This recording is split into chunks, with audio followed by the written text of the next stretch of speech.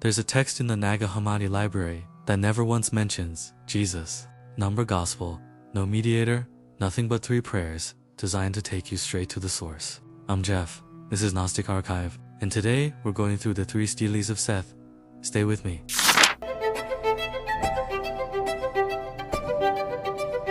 There's a text buried in the Nag Hammadi library that doesn't mention Jesus a single time, not once, in the entire surviving document.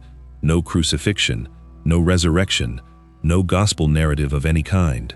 And yet, it was preserved, copied, and buried alongside the most explicitly Christian Gnostic material in that sealed jar in the Egyptian desert, treated by whoever assembled that library as valuable enough to protect from destruction, right alongside everything else. What this text offers instead is something arguably more direct and more dangerous to institutional religion of any kind. 3 prayers, not requests, not petitions, a structured sequence of ascent designed to be spoken aloud in a specific order, moving a person's consciousness step by step past every layer of divine hierarchy, all the way to the source itself, with no mediating figure required at any point along the way. It's called the Three Steles of Seth, and it may be the single clearest surviving example of what a completely self-sufficient path to the divine actually looked like in practice, stripped down to its structural essentials, with nothing left in it that any institution could claim ownership over. I'm Jeff, and this is Gnostic Archive. And today we're going through this text, what a stele actually is, what these 3 prayers were designed to accomplish, and why a tradition that produced material this direct barely survived long enough to reach us at all. Let's start with the word itself, because it tells you something important about how seriously this text took its own function. A stele, in the ancient world, was a stone slab, typically inscribed with commemorative or religious text, meant to stand upright and be read, often in a temple or sacred space, often meant to be encountered by successive generations long after the person who commissioned it had died. Calling this text a set of steles wasn't incidental. It was a deliberate claim that these words were meant to function the way inscribed stone functions, permanent, durable, transmitted forward, specifically so that later readers could use them exactly as intended, not simply admire them as historical artifact. The text itself comes from Nag Hammadi Codex 7, recovered along with the rest of that library in 1945, and it belongs to a specific strand of Gnostic tradition scholars call Sethian, named for its central focus on Seth, the 3rd son of Adam and Eve, treated in this tradition not as a minor biblical figure, but as the origin point of an entire spiritual lineage, the ancestor of what the texts call the unshakable race, those carrying the divine spark in its most direct, unbroken transmission.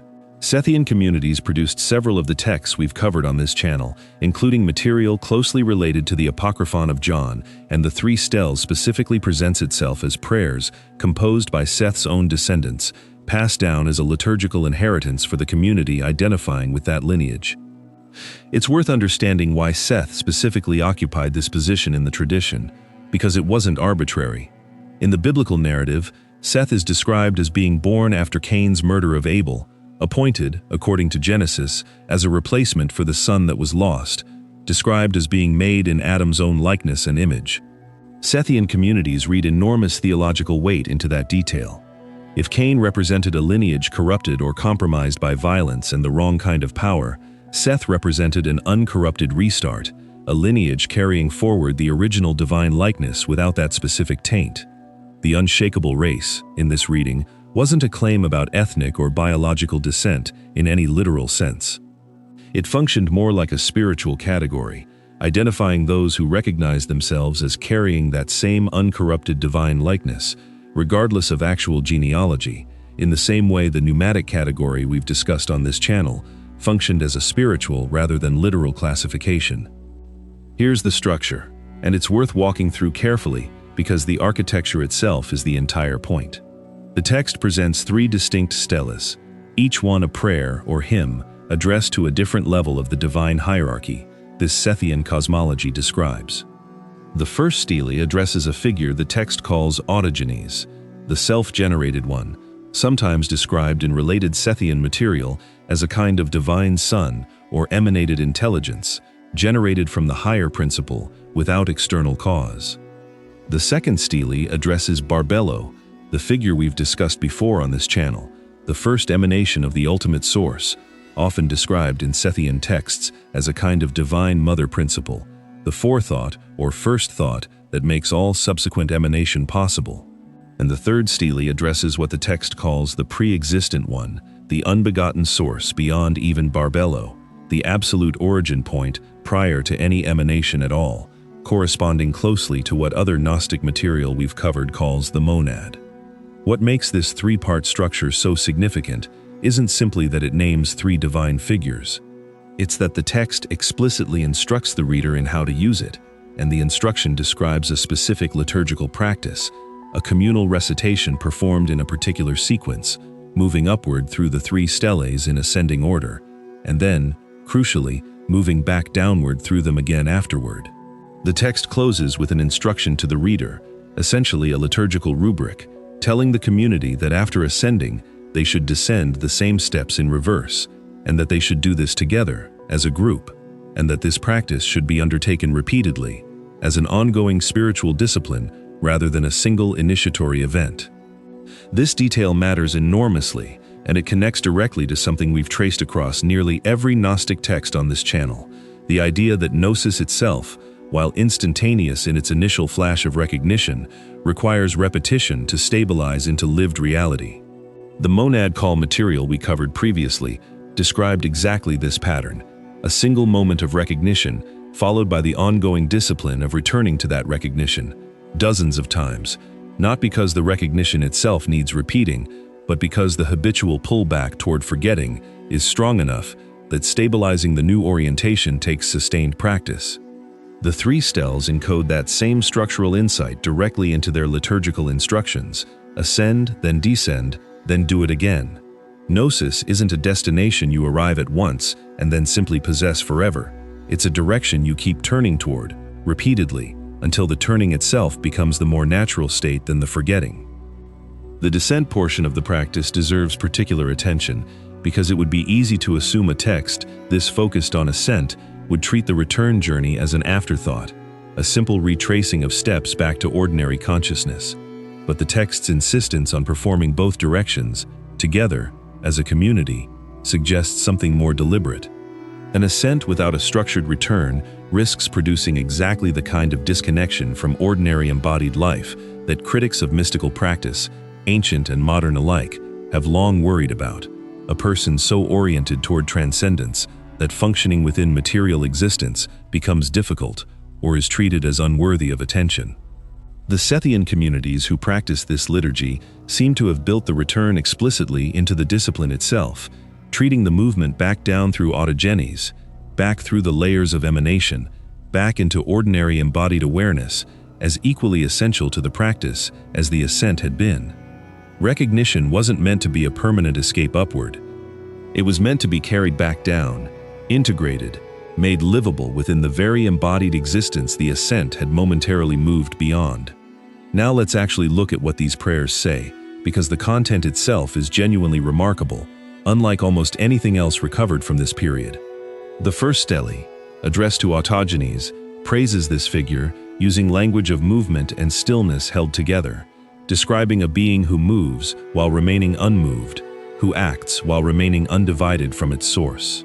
There's a repeated structural pattern across the text, where the speaker praises a divine figure precisely for holding together qualities ordinary language treats as opposites, echoing the same paradoxical structure we traced in Thunder, perfect mind, though arriving at it through a completely different textual tradition.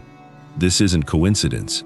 It reflects something structurally consistent across multiple independent strands of Gnostic material, an insistence that the divine cannot be adequately described using the same either-or categories that structure ordinary human cognition. The second stele, addressed to Barbelo, is where the text becomes most striking in its devotional intensity.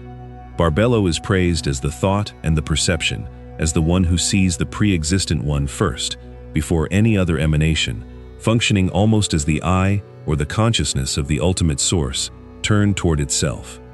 The prayer describes the speaker's own consciousness attempting to align with Barbelo's specific mode of perception, not simply praising her from a distance, but requesting, or perhaps more accurately, practicing, a kind of participatory identification with her particular way of seeing.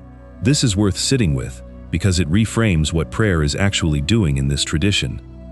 It isn't asking Barbelo for something external, it's attempting to think the way Barbelo thinks, to borrow her mode of perception temporarily as a kind of training exercise for the ascent that follows. The third stele, addressed to the pre-existent one, the unbegotten source itself, is where language visibly strains against its own limits.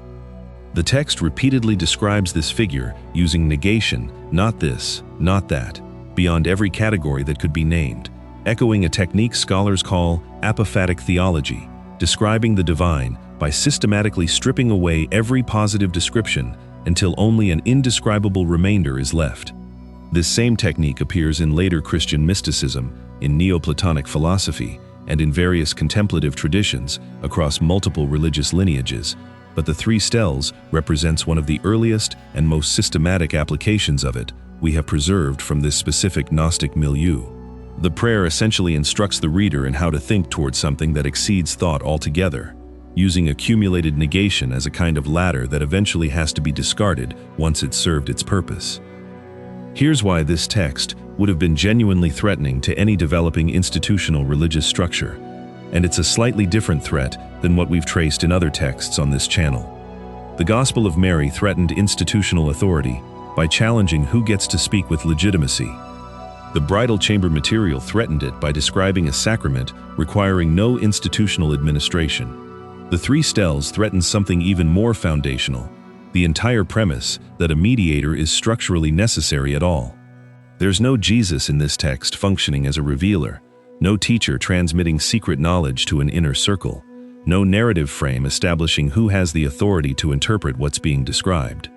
It's simply a set of prayers designed to be used directly by a community, reciting them together, moving their own consciousness through the hierarchy of emanation entirely through their own liturgical practice. Scholars have noted something else worth mentioning here, because it adds an unexpected dimension to how seriously this material was taken, even outside explicitly Gnostic circles.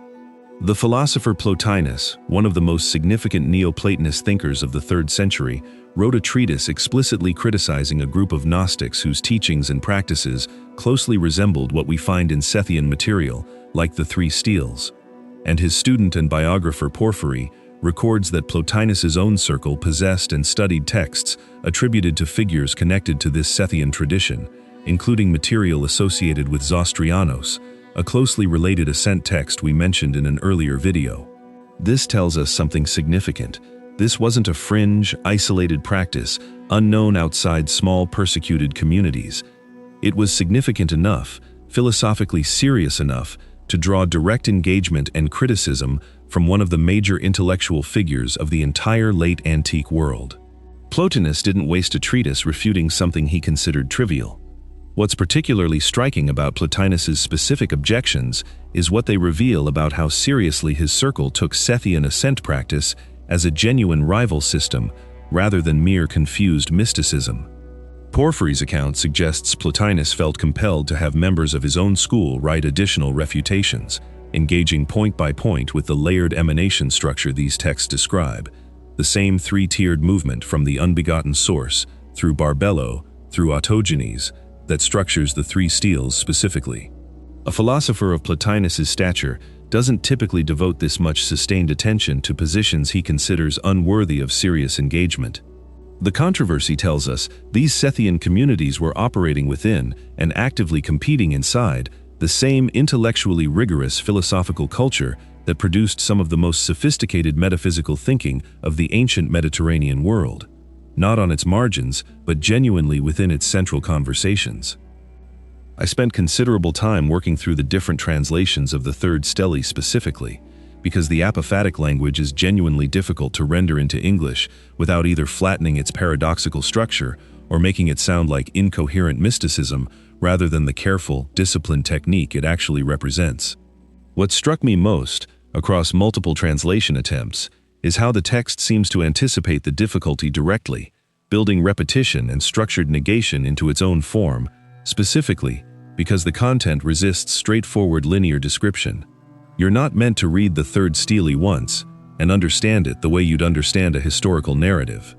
You're meant to recite it repeatedly, allowing the accumulated negations to do something to your ordinary categorical thinking that a single reading couldn't accomplish. After the video on Thunder, Perfect Mind, a number of you asked whether other Gnostic texts used similar techniques of holding contradiction rather than resolving it. The Three Steles answers that question directly, and it does something Thunder doesn't attempt. It provides an actual structured practice for working with that paradox, rather than simply presenting the paradox as a completed statement. Thunder shows you the wholeness that contains contradiction. The Three Steles gives you a liturgical technology for training your own perception to move toward that same wholeness, one level of emanation at a time, through sustained communal repetition rather than a single moment of recognition. What does this mean practically? For anyone encountering this text today, almost certainly alone, rather than as part of a Sethian liturgical community, reciting it together as originally intended, I think the core insight survives the loss of that communal context, even if the full liturgical experience doesn't. The instruction to ascend and then descend again, repeatedly, rather than treating a single peak experience as sufficient, is a genuinely different model of spiritual development than the one modern spirituality typically markets. The promise of a single transformative event, a retreat, a ceremony, an insight that permanently resolves everything afterward. The Sethian communities who used this text seem to have understood something more realistic and, honestly, more demanding. The ascent has to be practiced repeatedly, not because the destination changes, but because the pull back toward ordinary forgetting never fully stops exerting its gravity. You don't arrive once, you keep returning, deliberately, as a discipline, for as long as you're embodied at all. Even reading it silently, alone, without the communal recitation the text originally assumed, something of that repeated structure still transfers. Moving attention deliberately through autogenes, then barbello, then the pre-existent source, and then back down again, isn't primarily about memorizing a hierarchy of names. It's about practicing the specific motion outward from ordinary identification through successive layers of expanding recognition towards something language ultimately has to fall silent in front of, and then back again into the specific, limited, embodied moment you're actually occupying. That motion, repeated deliberately, rather than left to happen accidentally once or twice in a lifetime, may be closer to what these ancient communities considered the actual substance of the practice than any particular belief about cosmology at all. The desert kept this text too, alongside so much else we've covered on this channel, and it survived specifically because whoever buried that library considered a text with no Jesus, no narrative, nothing but a structured sequence of ascending prayer, valuable enough to protect right alongside everything else. Maybe that inclusion tells us something about how the people who assembled that collection actually understood the tradition they were preserving, not as a single fixed doctrine requiring a single mediating figure, but as a genuinely wide field of techniques and insights, all oriented toward the same underlying recognition, approached from as many directions as the human mind could devise, so that whichever door a given seeker was actually capable of walking through, some version of the path would be there waiting. There's a final detail worth sitting with before we close, because it says something about how this specific text imagines its own future readers. The closing liturgical instruction doesn't address a single individual practitioner working alone. It addresses a community, gathered together, ascending and descending in shared rhythm, generation after generation, exactly the kind of transmission a stone stele was originally designed to outlast any single reader in service of. Whoever composed these prayers wasn't writing for one moment of private illumination. They were writing infrastructure, a durable liturgical technology meant to keep working long after its authors were gone, passed down the way the unshakable race itself was imagined to be passed down, not through blood, but through recognition, from whoever currently held the practice to whoever was ready to receive it next. If this video resonated with you, let me know by commenting, "I understood it."